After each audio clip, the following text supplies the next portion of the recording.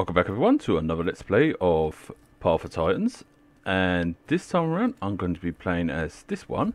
Now the reason why I'm playing this one because I didn't know about this one, but I can't even say the name of the dinosaur, but in fact I can't say the name of most dinosaurs, so you had to bear with me. But it's that one on the Merita, oh fudge me, I can't even say it. But yeah, you get the gist what it is. But anyway, I'm playing as this green fella, and the reason why I'm playing as him is because I discovered that this one has a poison bite and such, and I thought it'd be interesting to try him out and such, and yeah, give him a shot. Now I've been playing with this one with Jade Diamond for a while now, and it's actually been pretty fun. And also I've been taking advantage of its agility, you know, just to run about and jump over dinosaurs' bites and such. Yeah, that's another thing I discovered in this game, because when I was being attacked by a dinosaur and one of them tried to take a swipe with its tail, I just literally jumped over its tail, and it ended up missing. And the same goes with the one of the crocodile looking one bites. Now I'm not sure if that was a fluke or it was a thing, but it happened twice now. So no, it actually happened more than twice, so it can't be just a fluke. It might be a glitch or something, but then again, it might be just a thing where it's like, yeah, they miss you. So yeah, but yeah, this one's quite agile and such like that, quite fast. Not as fast as the Velociraptor type classes or the Raptor classes, but it's still, I would say, mid-range fast.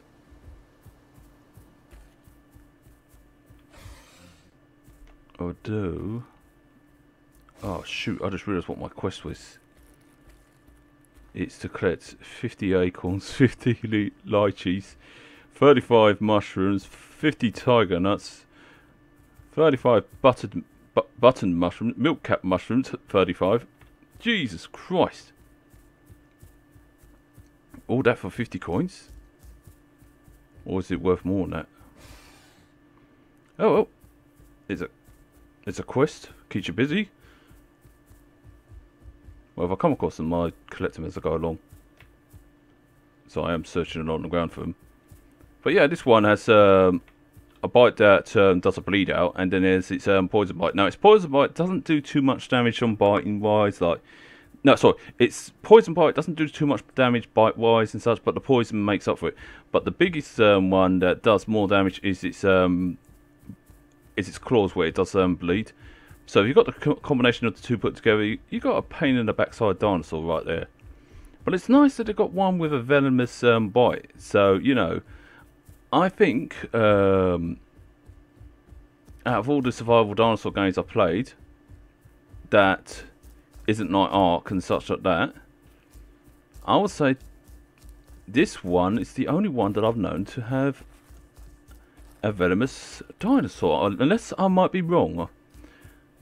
I'm talking about dinosaur games, so if anybody mentions about Poison Dragon in Day of Dragons or whatever then that's to do with dragons. But however, correct me if I'm wrong though, there could be others that I may not have seen. Okay. In fact, where the hell am I? In fact, I don't want to go down here. I want to go the other way. Yes. Quite out. A little story about that whole yes thing. What happened is, a certain friend of mine who goes under the name of Cheetah has got me into, well, back into Transformers Beast Wars. And yeah, ever since watching that, Megatron's yes has kind of like rubbed off on me. So I blame him for that.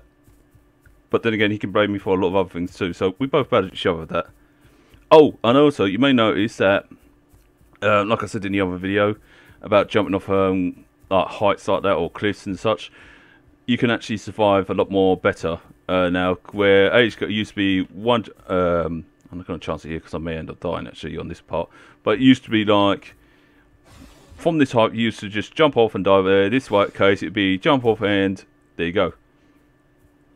I didn't take too much damage to the fall, but still, you get the gist. So yeah, it is one hell of an improvement, but still, be wise, look after your health in this game, because if the elements don't get you, it'll be the players. I'll say 9 out of 10 would be mostly the players. And some of them can be quite good in their PvP. I won't call them brutal because in the server I feel that there's the toxicity level is well, not just in the server, in this game in general. I feel that the toxicity level is very low. Yes, there have been some toxic people. I mean, name one game that hasn't had toxic people. You're going to get them everywhere, but in this one, the toxicity is very low. You know, it's because where in some games, like in some of the other games, like in Beast of Bermuda or the Isle, some of the players have been very toxic and hostile. But that's because, you know, they each have their own groups, they have their own little clans and that, and they're just determined to, you know, survive and such like that. However, I have noticed that lately, I'm not sure about the Isle, I haven't been on there for a while, but I've noticed on Beast of Bermuda that the toxicity level has lowered down and people have started to go, you know, let's play this game for how it is. But there has been some people that's been going, yeah, I got stuck on a log there, so my apologies there. There has been some people that's been a bit toxic on there, but, you know, I'm not complaining about that because, you know, it's how it is at times. People will be people at times, but yeah, I noticed that the toxic level in this game is pretty low, so it's actually it is quite a nice game to play. And if you do want to go with lower toxic players and that, then yeah, you can try this one out. I'm not saying, oh, don't try Beast of Bermuda, don't try the Isle, don't try Dare Dragons or any other dinosaur game because, you know, first of all, that'd be unfair for me to say that because they all have their merits and they all have, you know, they all have their pros and cons. There we go. I mean, even this one has its pros and cons. So, you know, I'll say give them all a shot if you feel like it. But again, if you ever feel like taking this one on, and I know I'm sounding like a second-hand record player when saying this, then, you know, give it a shot, you know. It's definitely worth the shot. I mean, I admit, when I first saw it, I was like, yeah, what's this? Is this going to be another generic dinosaur survival game and such? How's this going to be any different from all the other ones? Is it going to be, you know, worth spending money on and such and such? Now, just for the record, I didn't spend money on this one. It was bought by J Diamond again. And however, if I was to spend money on this, I would definitely say it's money well worth spent because this game, yeah, it is a dinosaur surviving game, but it's, I don't know, there's something about this that makes it a little bit more different compared to the other ones.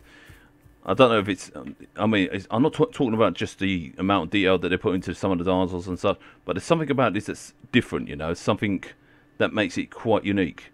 Now, it's still in its early stage, it's still in its demo stage at the moment. So, it's still yet to be released as a full game.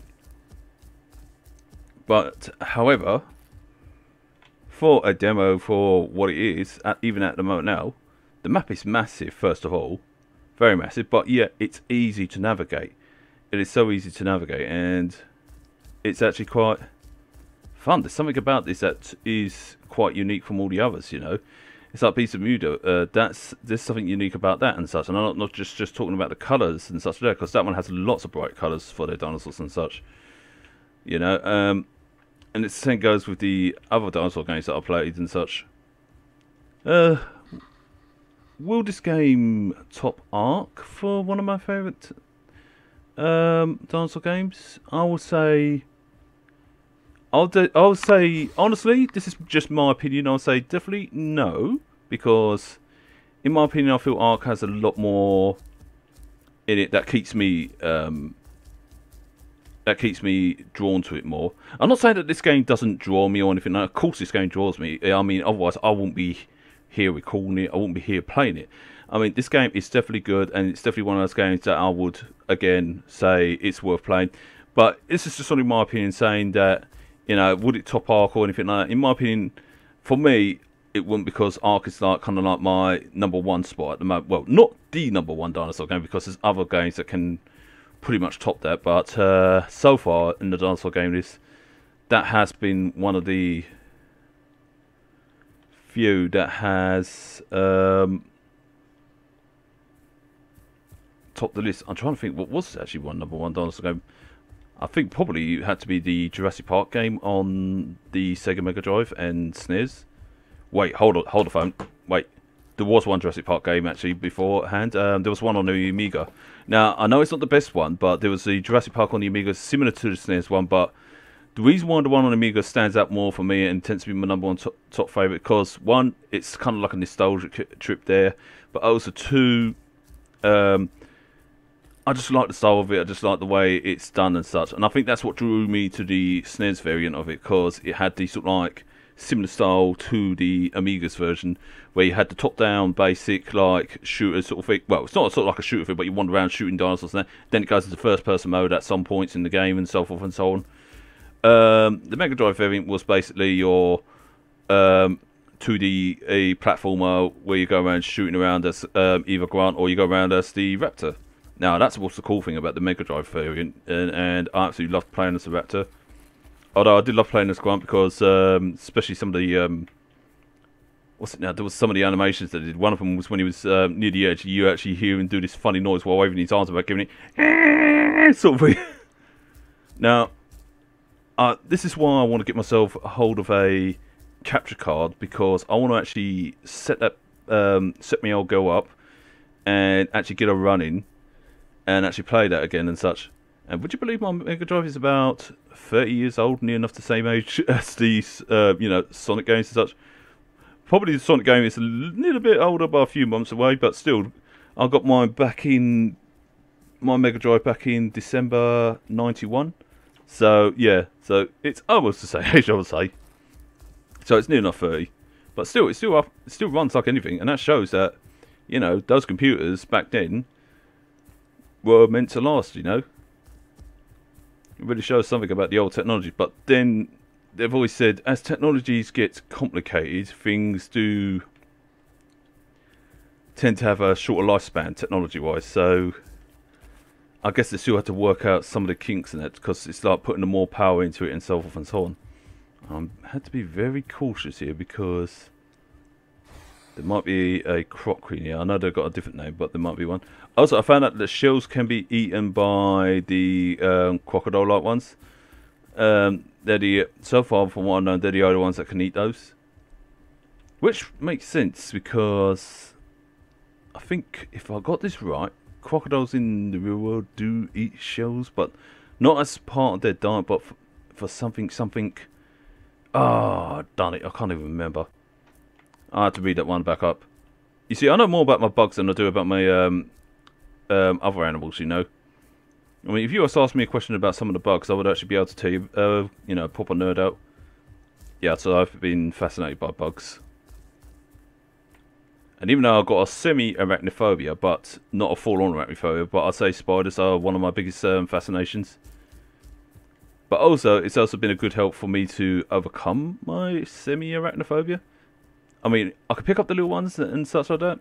It's just the big ones I can't pick up. Not because, I don't know why. It's just something that's happened. I think what happened is my mum, because my mum is full-on arachnophobic, because she screened at one when I was young, it's kind of like integrated into me that in some way that they're dangerous, even though they're not dangerous. They just want to be left alone, and etc, etc.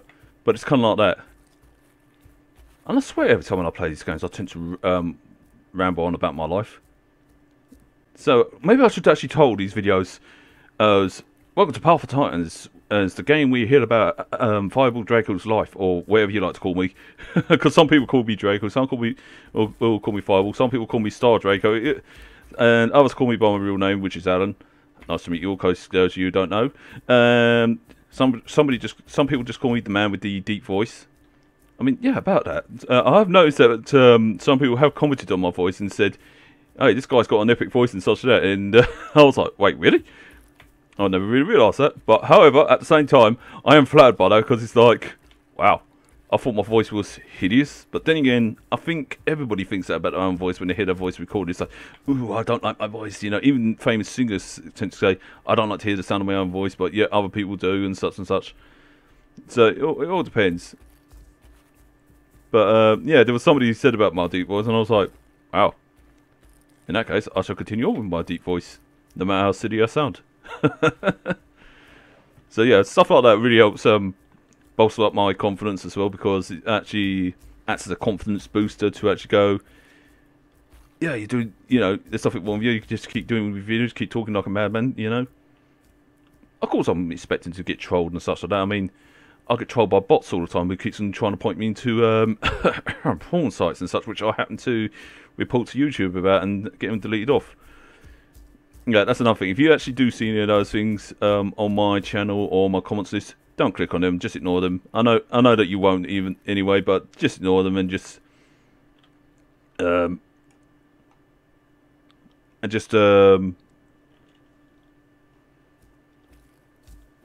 let me handle them, because I can easily delete them, report them and such.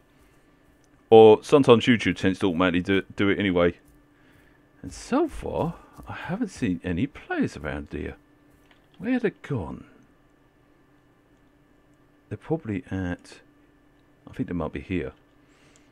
Yeah, my goal is to look for players. Well, at the same time, I'm hoping to get some of the bits from my quest, but that's a big arse, though. I mean, seriously. To get that many? But, oh well. At least it stops you from being lazy in this game. Now, that's what I love about the what the developers are doing. Is trying to stop people being lazy, hogging the spots, and etc, etc. Yeah, there's still players that will find ways around it, but, you know, if they do find ways around it, then I would say kudos to them, because in some respect they are doing what the game is intended to actually help the players problem solve, perhaps even, and such, until they decide to change up again, and it keeps their minds working in that. So I'm looking at it that way, where some people go, oh, players are exposing it again, they're abusing it again, but in some respect, as much as I can understand why they say that and such, why people would say it, but in some respect, I think, if you want my opinion, I feel that that's actually, well, those players deserve a big, you know, tip of the old hat, you know, because they actually found a way around it, and they actually adapted to it. So, you know, that shows that they actually are using their old noodle and actually learning from it all. And I think that's absolutely brilliant. Ah, mushrooms. Gimme, gimme, gimme, gimme.